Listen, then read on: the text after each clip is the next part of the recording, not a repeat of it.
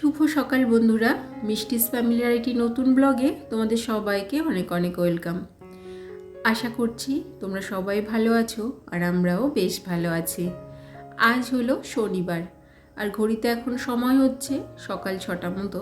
আর এখন থেকেই কাছে দূরের সমস্ত বন্ধুদের সাথে নিয়ে আজকের দিনের ব্লগটি শুরু করছি।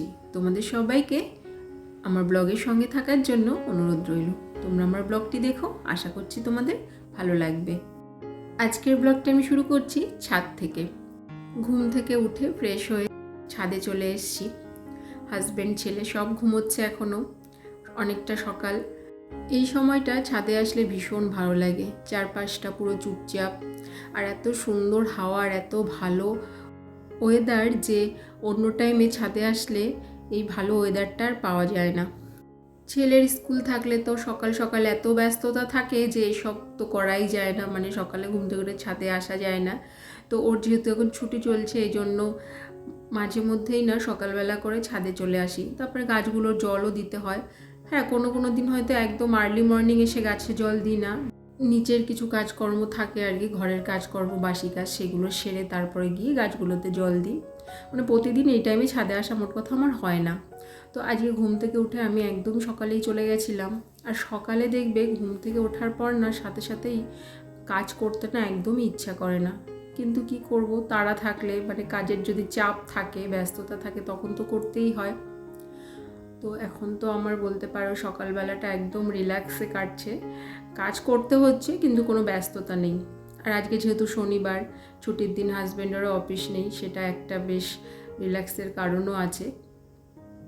তো ছাদে গেছিলাম, কিন্তু গাছগুলোতে দেখলাম যে জল দিতে হবে না।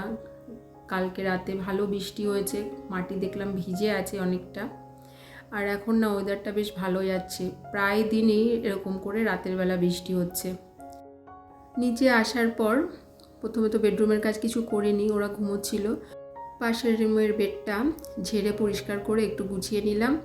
আর অল্প কিছু জামা কাপড় ছিল, তো সেগুলো একটু ভাঁজ করে যেখানে যেটা থাকে সেখানে রেখে দিলাম। আর এখন চলে এসেছি বেডরুমে। ছেলেকে ওর বাবা ঘুম থেকে তুলে ব্রাশ ট্রাশ করিয়ে দিয়েছে, ওই জন্য আমার তো আজকে ওই কাজটা করতে হয়নি। বেডরুমের কাজগুলো করার আগে আমি একবার কিচেনে গেছিলাম, তা সেটা তোমাদের সঙ্গে শেয়ার করলাম না। আসলে সব সময় না সম্ভব হয় না যে ফোনের ক্যামেরা অন করে কাজ করা। তো যাই হোক, তা জলটা গরম করে এনেছি, ছেলে তো সেরিগ্রো খায়, ওকে ওটা খাইয়ে দিয়েছি। আর ওর বাবা চাটা খেয়ে বাজার করতে চলে গেছে। অন্য দিন তো আমার শ্বশুরমশাই বাজার করেন, কিন্তু এই ছুটির দিনগুলোতে ওই বাজার করতে যায়। আর আমি এখন বিছানা গুছিয়ে নিলাম, আর তারপরে ঘরগুলো সব ঝাড়ু দিতে হবে। ঘর ঝাড়ু দিয়ে না আজকে আর অন্য কোনো ডাস্টিংয়ের কাজ করব না। টিফিন বানাতে হবে, ব্রেকফাস্টটা আজকে করতে হবে, মানে রেডি করতে হবে।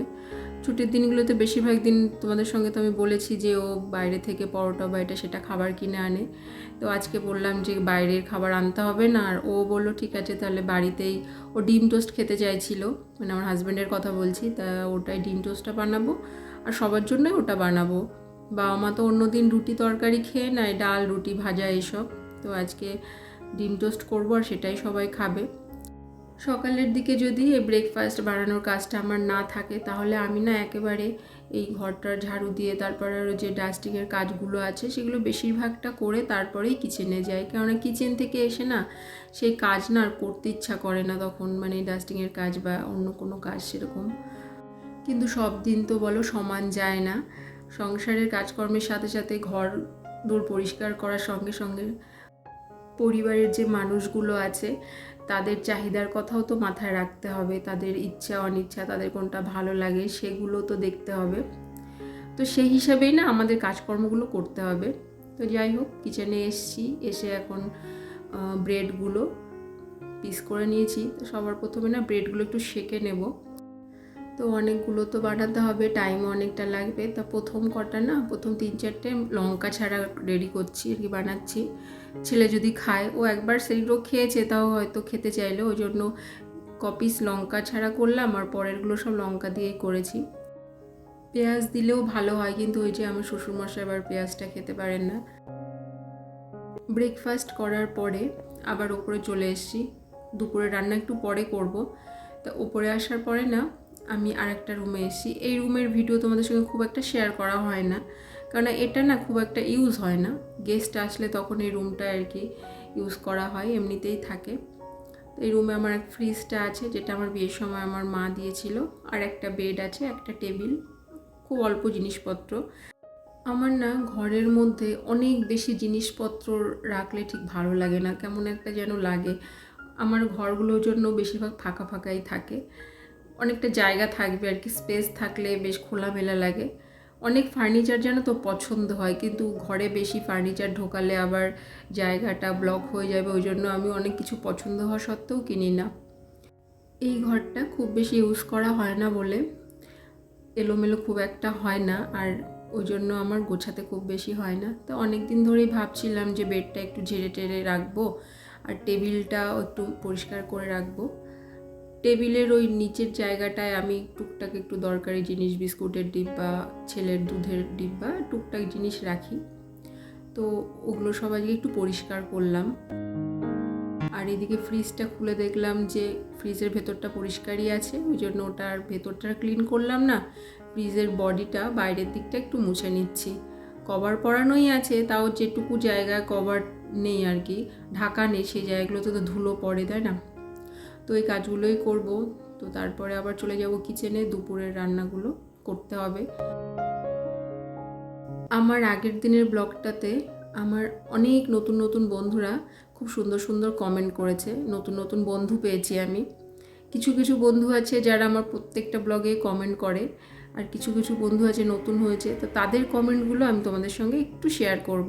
আর তাদের নামটাও আমি নিতে চাই, যে তারা আমার ব্লগটা মানে অনেক ধৈর্য ধরে দেখেছে, তাদের আমার কাজ, আমার ভিডিওগুলো ভালো লেগেছে। পুষ্পা সাহা নামে দিদিভাই বলেছে যে খুব সুন্দর হয়েছে দিদি ভিডিও, অনেক ধন্যবাদ তোমাকে। সুস্মিতা বলেছে, লিখেছে আর কি, খুব ভালো লাগলো, অনেক অনেক ভালোবাসা নিও সুস্মিতা। নিপাস ডেলি লাইফ থেকে দিদিভাই লিখেছেন, প্রথম দেখলাম তোমার ভিডিও, বেশ লাগলো। তো অনেক ধন্যবাদ দিদিভাই আপনাকে, যে আপনি আমার ভিডিওটা দেখলেন আর প্রথম দেখলেন, ভালো লেগেছে, তার জন্য আপনি কমেন্ট করে গেছেন, তার জন্য আপনাকে অনেক অনেক ধন্যবাদ। তারপরে আরও কমেন্ট করেছেন আমাদের ছোট্ট সংসার চ্যানেল থেকে দিদিভাই, আজ প্রথম দেখলাম তোমার ভিডিও, খুব সুন্দর লাগলো, ভালোবাসা দিদিভাই, আপনাকেও অনেক অনেক ভালোবাসা আর অনেক অনেক ধন্যবাদ। তো আমার যারা যারা নতুন বন্ধু হয়েছেন আর যারা আমার ভিডিও দেখে কমেন্ট করেছেন, অবশ্যই তাদের অনেক ধন্যবাদ আর ভালোবাসা। আর আপনারা আমার পাশে থাকবেন, আমিও না সবার পাশে থাকার সবসময় চেষ্টা করি। কিচেনে এসে ভাতটা প্রথমে বসিয়ে দিয়েছি, আর আজকে বানাচ্ছি লাঞ্চের জন্য চিকেন। তো চিকেনটা ওইদিকে সমস্ত মশলাপাতি দিয়ে কষাতে দিয়ে দিয়েছি কড়াইতে, আর এখন একটু বেগুন কেটে নিচ্ছি। ওইদিকে চিকেনটা হচ্ছে, আর ততক্ষণে এই বেগুনটাও কেটে রেডি করে নেব। একটু নিম বেগুন করব, ভীষণ ভালো লাগে নিম বেগুন খেতে। আমার তেতো জিনিসটাই ভীষণ পছন্দ, উচ্ছে বলো, নিম পাতা বলো, তারপরে এক ধরনের তেতো শাক আছে, হিঞ্চে শাক যেটাকে বলে, এগুলো আমার ভীষণ পছন্দ।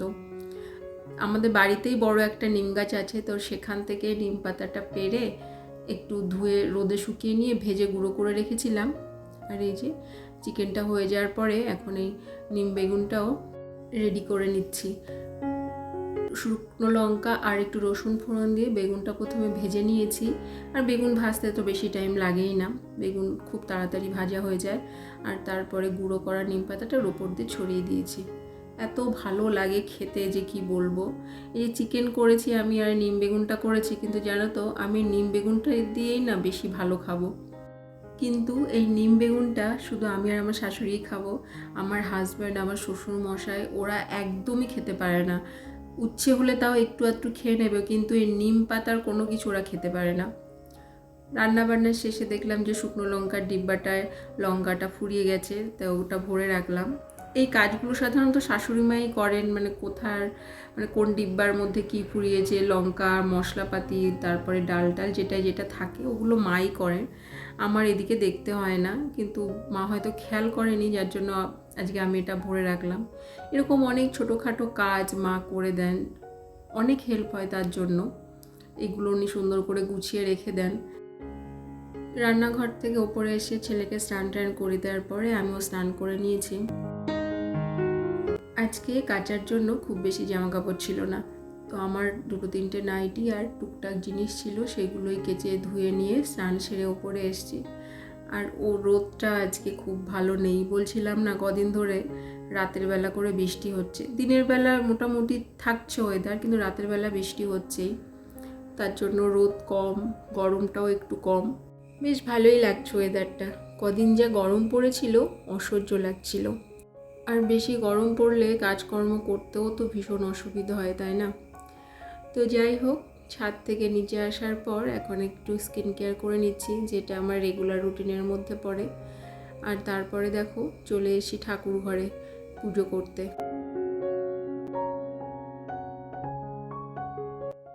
তোমাদের সঙ্গে আবার দেখা হচ্ছে সন্ধ্যাবেলা, এখন প্রায় সন্ধ্যা 6টা মতো বাজে।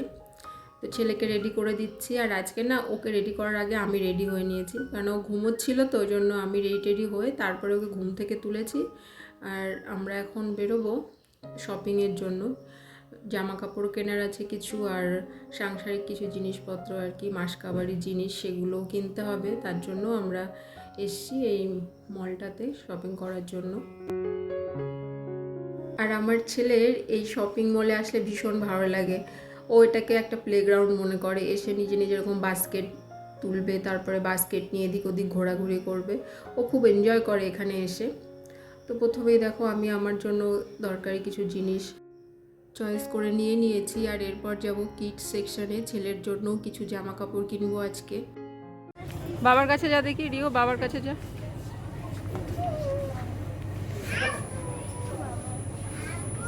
দেখাও আমাকে কোনটা, ওরকম টাইপের ব্লু একটা, তো ওই ব্লু কালারের মতো কেনা হলো না, পয়লা বৈশাখে তো ব্লু কালার নেওয়া হলো, আবার ব্লু নেবে? অন্য কালার দেখো। ওটা বড় হয়ে যাবে ছেলের, ওটা বড় হয়ে যাবে। মাপটা দাও, মাপটা দাও দেখি বাবু, ঘোর।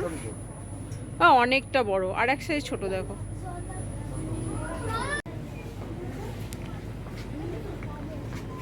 তুই সোজা হয়ে দাঁড়া। ছেলের জন্য জামা কাপড় কেনার পরে এখন চলে এসেছি মাসকাবারি কিছু জিনিস কেনার জন্য। বেবি পাউডার নিচ্ছি, আর লাইজল, তারপরে বিস্কিট, নুডলস, এরকম অনেক কিছু জিনিস, ডিটারজেন্ট আর কি, প্রতি মাসে যেগুলো আমরা ব্যবহার মানে প্রতিনিয়ত লাগে আর কি আমাদের, তো সব কিছুই আমি মাসে একবার এই মলটাতে আসি আর কিনে নিয়ে যাই। আর এই মলটার সুবিধা কি জানো তো, জামা কাপড়ের সঙ্গে সঙ্গে এরকম সমস্ত কিছু সাংসারিক জিনিসপত্র, আরও যা যা দরকার আমাদের রেগুলার ইউজের জন্য, সব কিছু এখানে পাওয়া যায়। তো ওখান থেকে বেরিয়ে চলে গেছিলাম নিউ আমরাতে, বাড়ির জন্য কিছু খাবার প্যাকিং করে নিলাম।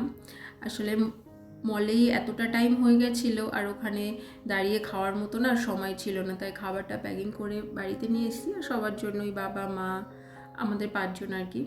তো বাবা মাকে খাবারটা নিচে দিয়ে এসেছি, আর আমাদেরটা নিয়ে ওপরে চলে এসেছি।